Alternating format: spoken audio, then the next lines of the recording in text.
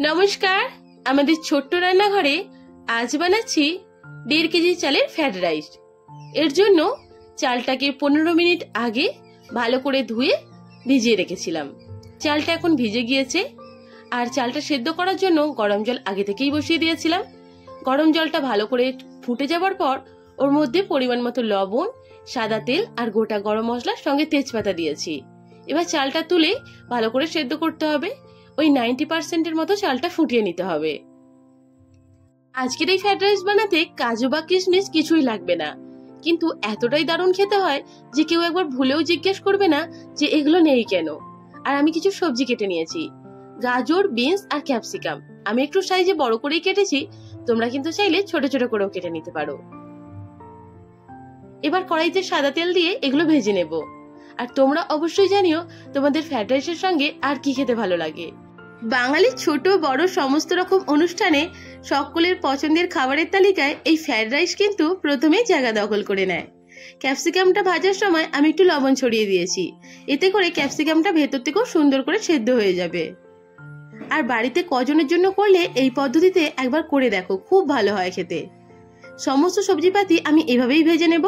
আর এতে যে অনেক রকম সবজিপাতি কম পড়েছে, কাজু কিশমিশ যে দেয়া হবে না, তাতে কিন্তু এর স্বাদের কোনো রকম হেরফের হবে না, খেতে কিন্তু দুর্দান্ত হবে।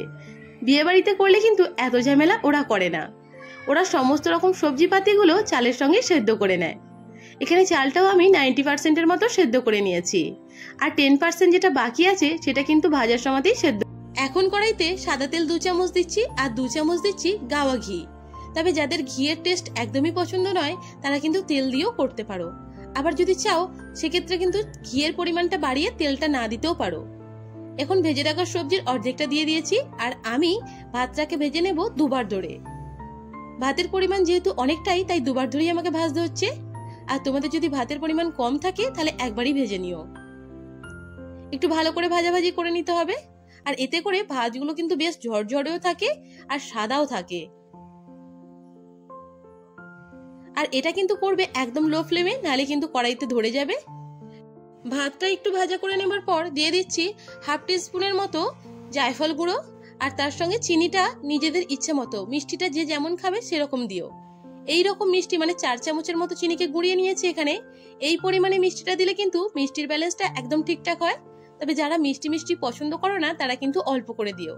আর নুনটা অবশ্যই টেস্ট করে তারপর একটু দিয়ে দিতে পারো। এখানে আমার নুনের পরিমাণটা একটু কম লেগেছে, তাই অল্প করে নুন আমি ছড়িয়ে দিয়েছি। আর কিছুই দিতে হয় না, এভাবে করলেই কিন্তু দারুণ টেস্ট হয়। আর যারা কাজু কিশমিশ দিতে চাইছো তারা কিন্তু গাওয়া ঘিতে কাজু কিশমিশটা আগে থেকেই ভেজে নিও, তারপর এতে দিয়ে দিও। আর এটার যে স্বাদ সেটা কিন্তু আর কিছু দিয়েই খেতে লাগে না, শুধুই এত টেস্টি হয় যে শুধুই খাওয়া হয়ে যাবে।